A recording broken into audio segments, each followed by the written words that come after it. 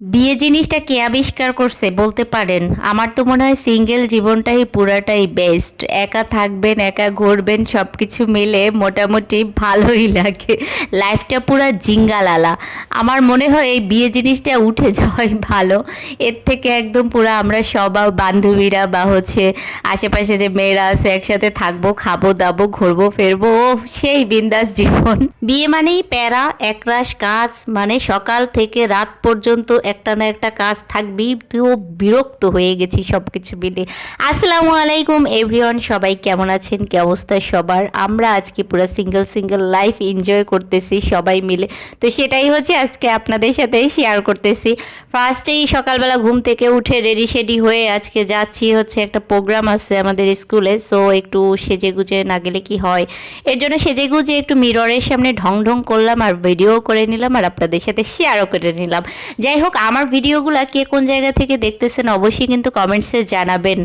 আর হচ্ছে আমার পক্ষ থেকে আপনাদেরকে অসংখ্য ধন্যবাদ যারা আমার পুরো ভিডিও দেখেন, শুধুমাত্র তাদের জন্য। খুবই সিম্পল একটা সাজ দিয়েছি, মোটামুটি আমি আমার সাজ নিজেই সাজি, কারো কাছে যেতে হয় না। যাই হোক, রেডি শেডি হয়ে এখন চলে আসছি লিফটের কাছে আর এখন হচ্ছে নিচে চলে যাব। এরপরে আমার ওখানে গাড়ি চলে আসে অ্যান্ড আমি গাড়িতে করে চলে যাই আমার স্কুলে। কিন্তু স্কুলের কোনো ভিডিওস আমি নেই বাই দ্য ওয়ে। আগে বলেন আমাকে কেমন লাগছে? অনেক দিন অসুস্থ ছিলাম, আসলে না নিজেকে কেন জানি একটু হাইড করতে এখন ভালো লাগে। তো সবার সামনে প্রকাশ্যে আসলে আসলে বদনজরটা এটা কিন্তু সত্য। তো আমি যেদিনই সাজুগুজু করে বের হই বা হচ্ছে কোনো পিকচার আপলোড করি বা ভিডিওস দেই, আমার কেন জানি একদিন পরেই শুরু হয়ে যায় অসুস্থতা। কাল আমরা ভাসতেছি, আমরা আবার একটু বড়লোকস তো। আজকে আমাদেরকে ট্রিট দিচ্ছে 4000 মিস্টার পারানা বেগুন। বেগুন, মোটা বেগুন দেখলে কত কিছুই যে খাইতে মন চায়।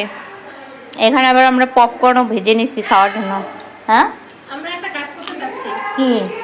খুন্তিটা গরম আছে, আপনার জামার একটু বিকেলবেলা এমন বৃষ্টি নামছে, বৃষ্টি দেখে আমাদের ক্যানজানি হঠাৎ করে মনে পড়লো যে মোটা চাল আছে বাসায়, আর এটা দিয়েই হচ্ছে আজকে চাল ভাজা করে পেঁয়াজ মরিচ আর অরিজিনাল সরিষার তেল দিয়ে মেখে খাবো। বাসায় এসেই একদম শুরু করে দিলাম, মানে যেই কথা সেই কাজ।